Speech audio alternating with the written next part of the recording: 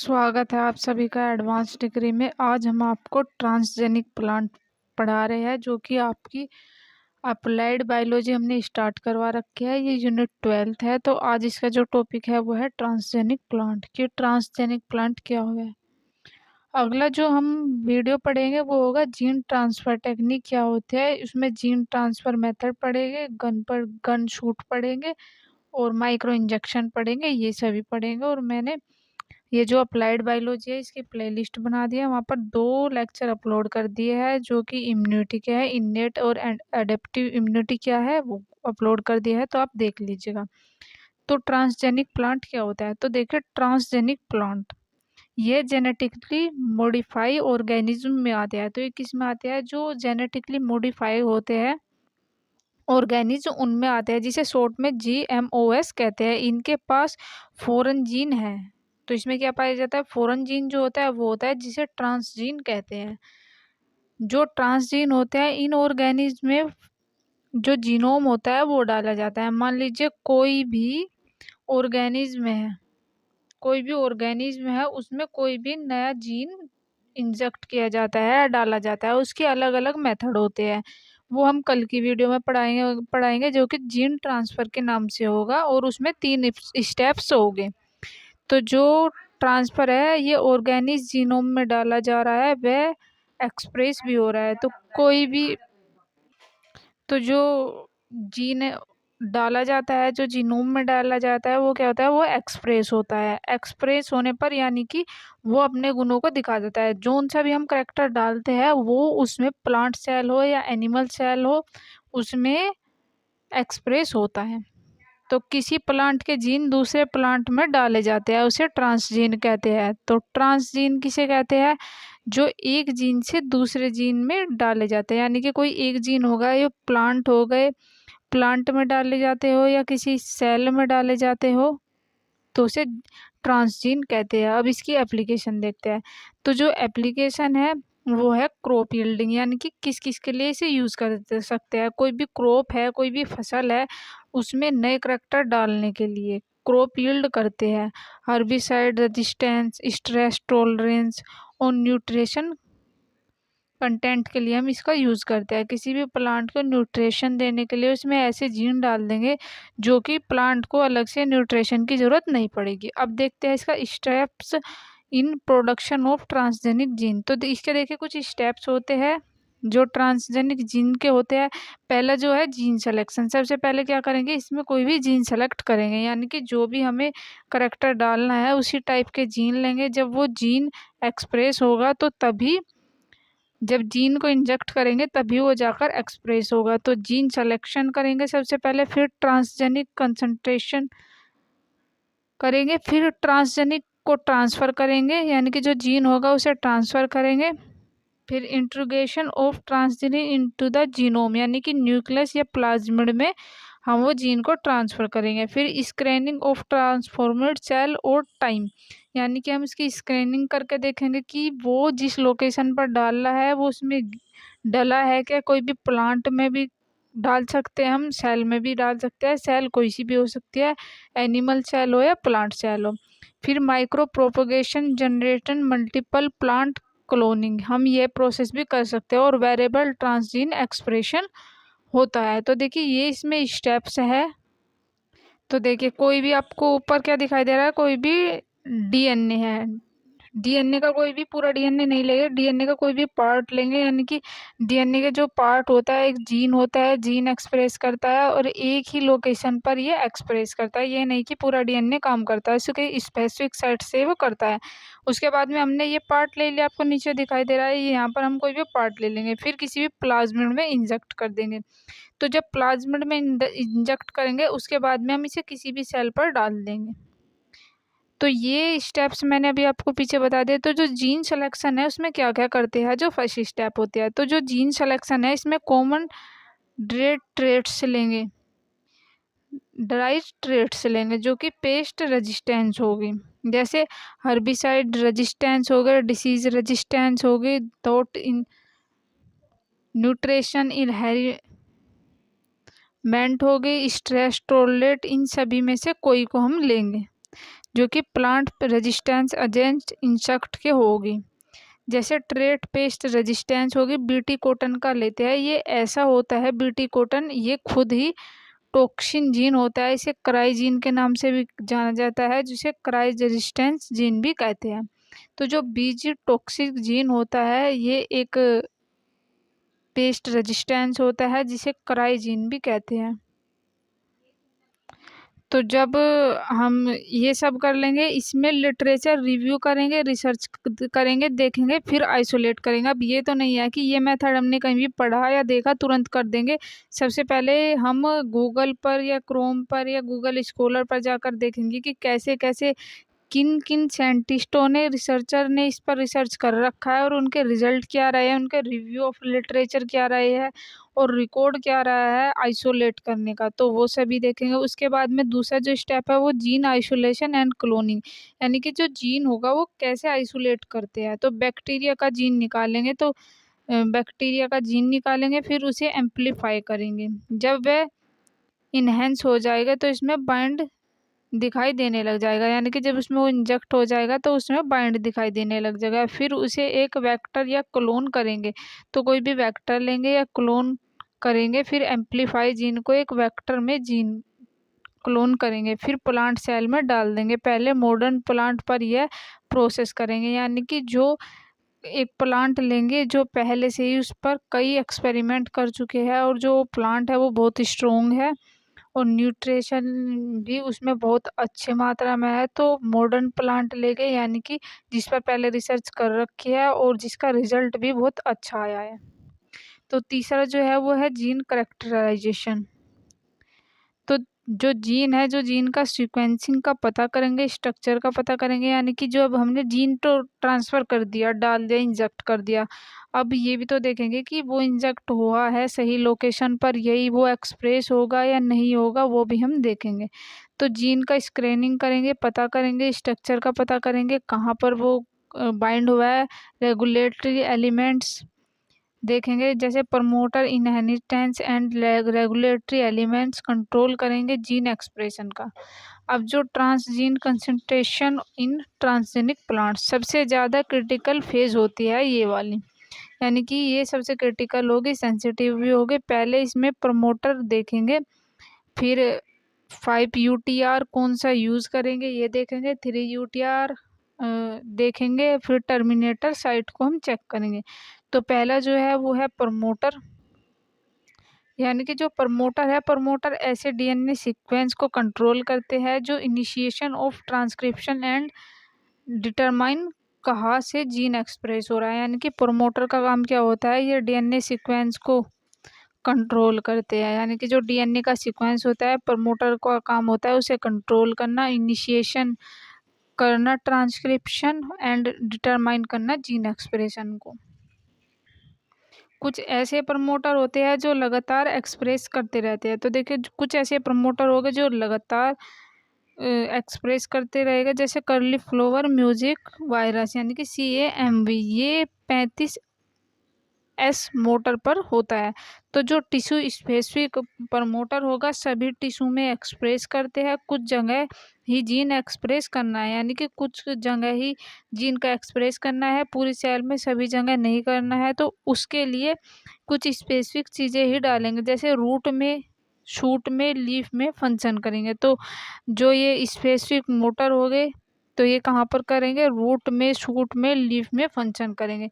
जो inducible promoter है इसका क्या काम है, जब हम चाहे एक्सप्रेस कराएंगे heat shock promoter high temperature पर, तो जो हीट शॉक प्रमोटर होगा उस पर और हाई टेम्परेचर पर इंड्यूसर प्रमोटर वर्क करते हैं।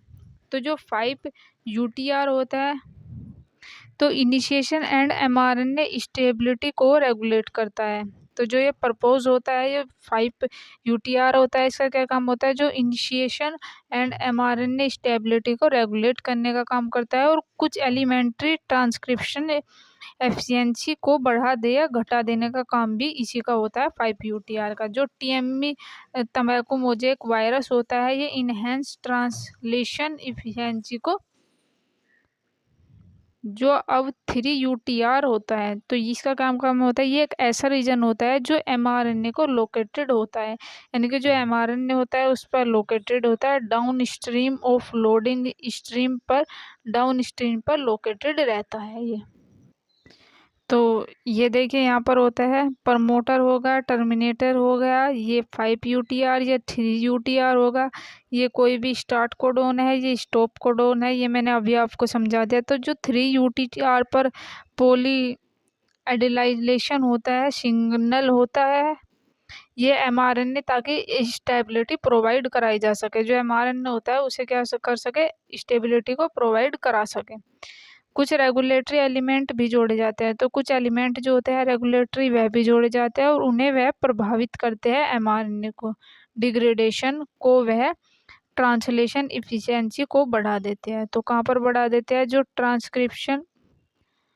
जो ट्रांसलेशन की एफिशिएंसी है उसे भी ये बढ़ा देते हैं। इसका जैसे एग्जांपल हो गया जो 3 UTR होता है, जो कि नोपेलाइन सिंथेसिस होता है, जिसे NOS जीन भी कहते हैं, इसको यूज किया जाता है इस वर्क के लिए, ताकि ये एफिशिएंसी को बढ़ा दे, डिग्रेडेशन को mRNA की।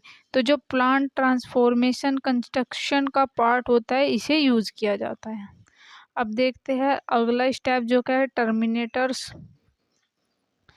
तो जो टर्मिनेटर्स वाला होता है, देखिए यहाँ पर आपको ऊपर दिखाई दे रहा है, जो ये टर्मिनेटर होता है, प्रमोटर मैंने बता दिया, इनके बारे में बता दिया। अब बात आ गई टर्मिनेटर की। तो जो टर्मिनेटर होता है ये प्रॉपर टर्मिनेटर हो पाए उसके लिए होता है, जो कि पोली एडेनाइलेशन ढंग से ही पाए जाते हैं, जो ट्रांसक्रिप्शन रुक जाए, स्टेबिलिटी बढ़ जाए, यानी कि लास्ट में जाकर क्या हो जाए, जो ट्रांसक्रिप्शन होता है वो रुक जाए। जैसे नोपालाइन सिंथेसिस लगाए जाते हैं, इसे रोकने के लिए क्या लगाए जाते हैं, जो नोपालाइन सिंथेसिस होते हैं वो लगाए जाते हैं, जिसे NOS CAMV35S टर्मिनेटर होता है। अब कुछ मार्कर जीन होते हैं जो कि सेलेक्टेबल होते हैं, ये बहुत इंपॉर्टेंट है। जो मार्कर्स जीन होते हैं ये एग्जाम में पूछे जाते हैं, ये 2 नंबर में भी और 4 नंबर में भी आते हैं। तो जो मार्कर्स जीन होते हैं, कुछ ऐसे मार्कर्स जीन का यूज किया जाता है जो कि ट्रांसफॉर्मेशन किया गया और पता लग जाए, यानी कि हमारा ट्रांसफॉर्मेशन हुआ है तो पता लग जाए। जो ट्रांसफॉर्मेशन हुए है या नहीं हुए है उसे आइडेंटिफाई करते हैं मार्कर्स। तो मार्कर्स का क्या काम होता है, हमने कोई भी सेल को इंजेक्ट, जीन को ट्रांसफ़र किया सेल में, तो वो सेल में जो जीन है वो एक्सप्रेस हो रहा है या नहीं हो रहा है, किस जगह हो रहा है और कितने अमाउंट में हो रहा है, वो एक्सप्रेस करते हैं, वो आइडेंटिफाई किया जाता है। सक्सेसफुल जीन को मार्कर का यूज़ करके पता किया जा सकता है। तो मार्कर्स का यूज़ करके इस चीज़ का पता लगाया जा सकता है कि वह एक्सप्रेस हो रहा है या नहीं हो रहा है। तो जैसे ये एंटीबॉडी रेजिस्टेंस जीन होते हैं, तो एंटीबायोटिक रेजिस्टेंस जीन होते हैं जो ट्रांसफ़र किए जाते हैं, जैसे नियोमिसिलिन फास्फो ट्रांसफरेज जीन होगा, जिसे NPT सेकंड भी कहते हैं, जो कि कैनामाइसिन नियोमाइसिन G418, यह रेजिस्टेंस अगेंस्ट एंटीबॉडीज है, यानी कि ये इसके अगेंस्ट एंटीबॉडी को बनाने का काम करता है। जो रेजिस्टेंस जीन होता है, जैसे बीटा लैक्टोमाइज जीन हो गए, जिसे BIA कहते हैं, जो इसका रेजिस्टेंस जीन्स होगा जो इसके प्रति एंटीबॉडी बनाएगा, जो कि एम्प्लीफिकेशन होता है। जो रेजिस्टेंस जीन होगा ये हाइड्रोगोमलाइसिन और फास्फोलेस ट्रांसफरेज होगा जीन होगा, जो कि रेजिस्टेंस जीन जो होगा एंटीबॉडी व हाइड्रोगोमासाइन बी होगा। इस तरीके से हम हेर्बिसाइड रेजिस्टेंस जीन देखते हैं। तो जो जीन होता है जो रेजिस्टेंस के अगेंस्ट होता है, कभी कभी कुछ हेर्बिसाइड रेजिस्टेंस जीन जो होते हैं वो यूज़ किए जाते हैं। तो एक साइड में आपको जीन दिखाई दे रहा है, एक साइड में आपको अगेंस्ट इसके रेजिस्टेंस दिखाई दे रहा है। तो बार यानी कि बाय लेफ्ट से रेजिस्टेंस जीन यानी कि बार, ये क्या करता है, ये फास्फोफिनोलाइथिन बेस्ट एंड लिबर्टी का काम करता है। ये कुछ है जो कि जीन है और जो इनका रेजिस्टेंस है वो यहाँ पर दिखाए गए हैं। अब इसमें हम आगे देखते हैं। अब आ गया रिपोर्टर जीन। तो रिपोर्टर जीन का नाम पता ही चल रहा है आपको, यानी कि रिपोर्ट करने वाला, जिसको स्कोबेल भी कहते हैं। ये रिपोर्टर बता देंगे कितना जीन का एक्सप्रेशन हो रहा है, कहाँ हो रहा है और किस पार्ट में हो रहा है। तो ये नाम से ही पता चल रहा है, यानी कि रिपोर्ट करने वाले, यानी कि ये बताने वाले कि किस जगह पर कितना हो रहा है, कितना अमाउंट में हो रहा है और कहाँ पर हो रहा है स्पेसिफिक साइट पर। जो ग्रीन फ्लोरेसेंस स्किन्ड प्रोटीन है, इसका क्या काम होता है, इसका जो ओरिजिन हुआ वो जेली फिश एक्वेरस वेक्टर में हुआ। उससे क्या गया, इसमें प्रोटीन, इसका जो फंक्शन होता है वो है gene expression in life cell, यानी कि जो लाइफ सेल होती है उसमें इनका काम होता है जीन एक्सप्रेशन करने का। ये क्रोमोफोर का फॉर्मेशन करती है। तो किसका फॉर्मेशन करती है, जो क्रोमोफोर होता है। क्रोमोफोर एक कलर का पिगमेंट होता है, तो उसका ये फॉर्मेशन करता है। जैसे सीरीन ग्लाइसिन ट्राइसिन, ये कुछ सीक्वेंस है जो अलग, इनके ऊपर यूवी लाइट पड़ती है तो ग्रीन ग्रीन दिखाई देंगे। तो ये तीन आपको दिखाई दे रहे हैं, जो कि इन पर जब यूवी लाइट पड़ेगी तो ये ग्रीन ग्रीन दिखाई देंगे। या टॉक्सिक नहीं होते, यानी कि ये नॉन टॉक्सिक होते हैं। किसी भी एडिटेशनल सब्सट्रेट की ज़रूरत नहीं होती, तो यहाँ पर किसी भी एडिटेशनल सब्सट्रेट की ज़रूरत नहीं होती जो कि इससे बाइंड हो जाए। अब ल्यूसीफरेज क्या होता है, इसका जो ओरिजिन होता है ल्यूसीफरेज का, ये फायरफ्लाई, फुटलाइन, फायरलिन और जुगनू के नाम से भी जाना जाता है। दूसरा जो इसका होता है वो लेसेंट किया जाता है। इसमें स्कोर का ऑर्गेनिज्म में लूसेंट किया जाता है, पता लगा सकते हैं कम है या ज़्यादा है। तो G148 से भी यूज़ किया जा सकता है। ये ल्यूसीफरेज सब्सटेंस होता है, यह बायोल्यूमिनेसेंस प्रोड्यूस करता है लाइव लिविंग सेल में, और ल्यूसीफरीन सब्सट्रेट भी दे सकता है। वहाँ से चमक पैदा होते हैं, यानी कि जहाँ इनका एक्सप्रेशन हो रहा है वहाँ से क्या होगी, चमक पैदा होगी। यह हाई सेंसिटिव होता है, लो लेवल पर भी ये जीन एक्सप्रेशन को डिटेक्ट करके बता सकता है। यानी कि जहाँ पर बहुत कम लेवल में भी जीन एक्सप्रेशन हो रहा है तो उसे भी ये डिटेक्ट करके हमें बता सकता है। ये आपकी लास्ट हेडलाइन है, जो कि बीटा गैलेक्टोसाइडेज होते हैं, जिसे लैक जीन जेड भी कहते हैं। इस जीन को आइसोलेट कोलाई से किया गया था। यह ग्लूकोज, लैक्टोज और गैलेक्टोज में बदलता है। तो किन चीज़ों में बदलता है, जो ग्लूकोज, गैलेक्टोज और लैक्टोज होता है उसमें बदलता है। अगर एक्स जेल सब्सट्रेट को यूज़ करेंगे तो यह ब्लू कलर देगा, यानी कि अगर इन सब्सट्रेट को डालेंगे, यूज़ करेंगे, तो जो इसका कलर होगा वो ब्लू होगा। तो इसका एप्लीकेशन देखते हैं। अगर जीन का एक्सप्रेशन करना है तो वहाँ खाने के लिए लैक्टोज दे रखा होगा, वह जाके ब्रेक डाउन करेगा, फिर टिश्यू ब्लू कलर का ही हो जाएगा। इसे मोलिकुलर बायोलॉजी में यूज़ किया जाता है। तो ये आपका आज का टॉपिक कंप्लीट हुआ। अगले वीडियो में हम जीन ट्रांसफ़र के टेक्निक्स पढ़ेंगे। तो थैंक यू गाइज, मिलते हैं किसी नए टॉपिक के साथ में।